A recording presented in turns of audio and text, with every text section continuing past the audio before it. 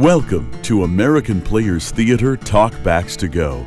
I'm Buzz Kemper, and I invite you to take a walk to the Touchstone Theater with Orange Schroeder and me as Orange talks with actors Melisa Pereyra and Jimmy DeVita and director Tim Ocel about APT's 2017 production of A View from the Bridge by Arthur Miller.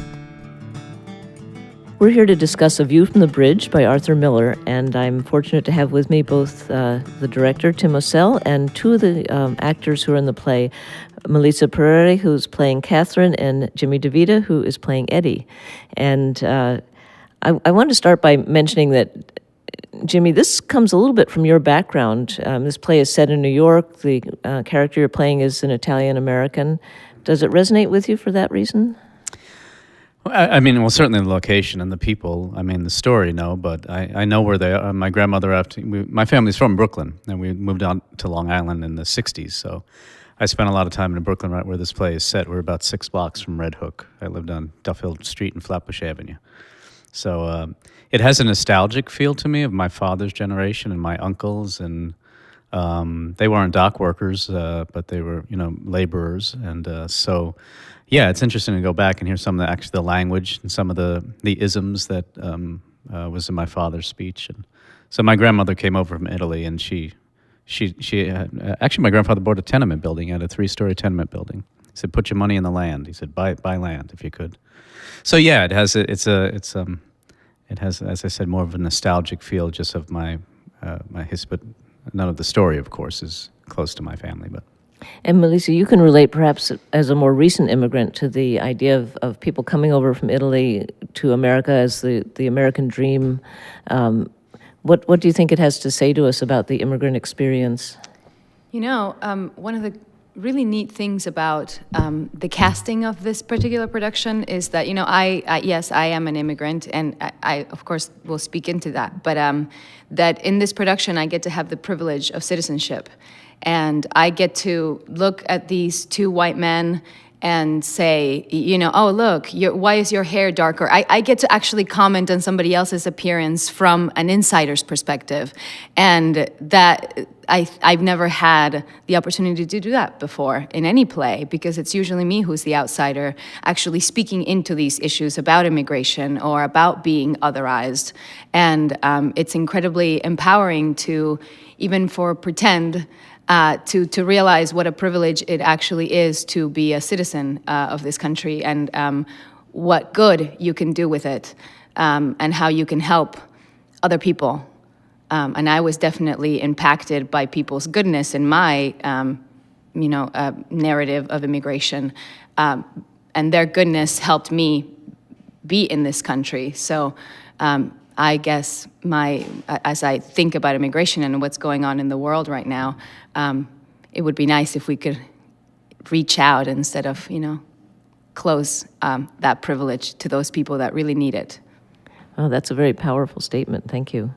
Tim, the play's been called a Greek tragedy, but set in the 1950s time era and in Brooklyn. What did Miller do to use the Greek tradition, and how will your production reflect that? Well, it's interesting that the structure of the play itself kind of reflects Greek tragedy, and the original form of the play was a 1-act. So it was in but it was on a bill with Memory of Two Mondays, which is another Arthur Miller 1-act about working class people. And a lot of it was in verse. And the set in that version of the play is described as kind of this tenement thing, but it has Greek columns, so architecturally there were Greek things in it. And I think the use of the Alfieri lawyer character as Greek chorus and as introducer of the action and an editorializer on the action as we go through the play, the way a Greek chorus does, is part of that structural thing that aligns it to Greek tragedy. I also want to say that, to me, Greek tragedy is defined by right versus right. And so it's hard to find a definite villain. It's hard to find a definite right and wrong. And that's what the play asks us to figure out is where do we come down in terms of Eddie Carboni's story and what he does. And like Antigone, like Oedipus, like all of those Greek tragedies, what does it tell us about ourselves? And as we view the play and as we come down on one side or the other, or we have our own opinion about it, what does that tell us about ourselves? And I think the Greek plays, particularly the tragedies, were supposed to tell us, an individual, about what our place is within a community. So community is an important aspect. Absolutely. Absolutely. And Arthur Miller talks about that in his introductions to both the one-act version and the revised version, that he says when he heard the story, he was astonished at the lengths an individual will go to achieve what they want to achieve, and that when the individual puts aside community, that is the sin against civilization, against the community. And most of Arthur Miller's protagonists do that. They go outside of the bounds of civilization. Now, you say when he heard the story, is it based on a true story? It is. It is. And I actually don't know much about that because he didn't say much about the actual. He doesn't, at least I haven't read anything. I saw some interviews with him, like on YouTube, and he never mentions the details of it. He just said he heard the beginning. He just heard this story somewhere, and it would not leave him. He kept on thinking about this.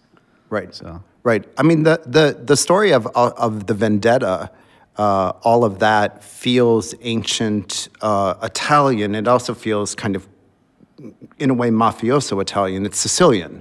It's The Godfather. It's Cavalleria Rusticana. It's operatic. And of course, there actually is an opera version of this play. And there's an opera version of The Crucible, too. For some reason, Miller adapts well to the operatic. Part of it is because it's plot-driven. There's a lot of, there's some plot in it. But also, there's such huge emotions internally.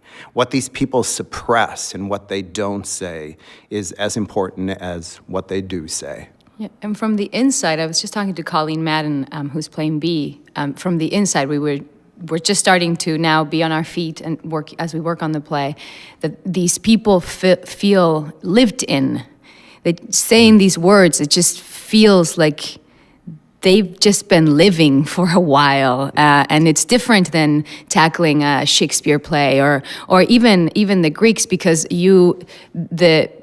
the contemporary nature of this language allows you, I think, to deal with an incredible internal life while having a very limited amount of words to put that emotion into, which I think is a fun internal-external conflict, but that it makes you feel like, oh, wow, this is just, what they say is only the tip of the iceberg, as they say. Mm-hmm. Yeah, I read somewhere, I think it was Miller, maybe it was somebody else, but that these characters have all the depth of emotion of any great Shakespearean character, but they lack the vocabulary to express themselves.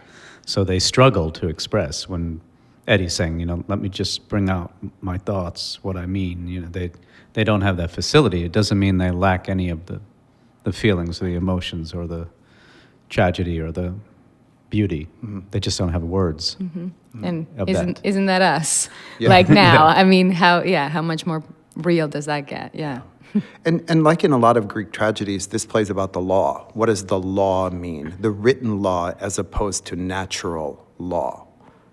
And actually, I know I'm personally kind of struggling to figure out what that means in terms of the play, because it's a little opaque. And we actually are discovering that ambiguity could be our friend as long as the ambiguity is clear as a bell. and so we're striving for that, but I think that's a good thing in that right versus right argument. And Tim, we were talking about the concept of the Greek tragedy, and I was fascinated by the dual meaning of the title of the play. Do you want to speak to that? Yes, so there's A View from the Bridge, which is the Brooklyn Bridge. And we actually had a huge discussion about this because at first I was like, well, why the heck is this play called A View from the Bridge? What does that mean? Does it mean we're far away from it and we're looking at it from a distance? Which Alfieri does kind of, because he looks at it from it's already happened and he's looking back at it. So he can contain it in a smaller way. And then the second part that you said was that it's a bridge that gulfs cultures, and frankly, I'd never heard that. So, but I thought it was an interesting thought. And is that what the play means? I'm not so sure. It also, they talk about going to Manhattan a lot, and the idea that Manhattan itself is a different That's kind a different of city. Like I say, different I say city. it. I said maybe you get a job in New York. Right. See, I'm from Long Island. New York City is a whole different world, and we didn't go there unless you go there to visit relatives. But there was always a thing too. That's where the wealthy people lived. Right. That's right. So we lived on the island on the south side. So it would be a big thing, and you talk about it like New York. Kind of like Moscow and Three Sisters. Right. Yes. It's off in the yes. distance. So culturally, actually, if you think of Red Hook as being a different culture from Manhattan, then there's also that bridge that one has to cross over. And Rodolfo keeps saying he wants to go there and he wants to take Catherine with him. And it's interesting. Eddie doesn't want to. Eddie and Bea, they're not. They're going to stay here. They've built a life and a home and a trueness and authenticity here in this neighborhood, and I think that's where they want to live and die. Yeah, and I don't know if Alfieri works in Brooklyn or New York, but if you're going across the bridge, you look out your window. You see Red Right. Hook down to the left, Right there. And at that time, Yeah. it was more slums. Yeah. Remember in Bedford-Stuyvesant and all that. You know, when I grew up, like you didn't go walk around the streets Right. around. It's there. still tough. Is it still? Yeah. Oh, yeah. Yeah. Yeah. But Well, and this play does have a fair amount of violence and sex in it, and it talks a lot about the traditional roles of masculinity and the role of women. Is that difficult to stage at APT? I mean, what decisions do you have to make about that? We're just on our feet, and we have a fight director and all that. So is it difficult to stage? Are we pulling any punches? No. Literally. No, I don't think we need to. This company is brave to me, and it feels like we want to go there with the violence, with the attacks that happen in the play, the assaults that happen in the play, and I think we need to do it. I can't go after this, but what I want the theater to feel like is explosive. That the stage is too small to contain the amount of feeling and the stuff that happens there. And when that violence happens, those people in the front row, or in all of those rows, because nobody's that far away, I want them to feel like they're in the room with it. And if you've ever been in the room with domestic violence, it's scary. It's really, really, really scary. And do you want to talk a little bit about the role of women in the play, Melisa? Yeah, actually, one of the discussions that we were having in rehearsal was about, what is rape culture? How do we navigate that? All the rules that Catherine is expected to follow throughout the play, and told you can do this, you can't do that. Behave in this way, or else you will attract this kind of people. Whereas Eddie and other people like him, they get to make up their own rules, whereas I have to follow other people's.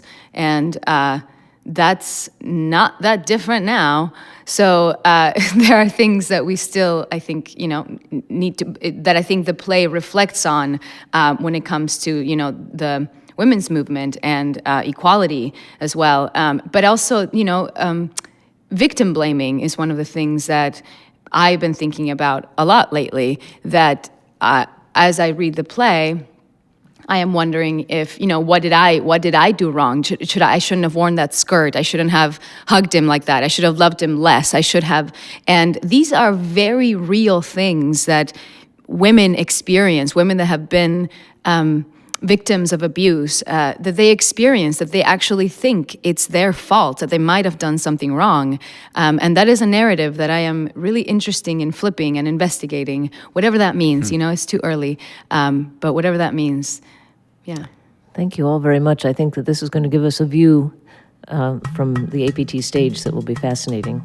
Terrific. Thank you. Talkbacks to Go is a production of Orange Tree Imports and Audio for the Arts. Our theme music is by Steve Tibbetts, and it appears here by permission of the artist, courtesy of ECM Records. Please find us on iTunes and YouTube under APT Talkbacks to Go. With Orange Schroeder, I'm Buzz Kemper. Thank you for listening.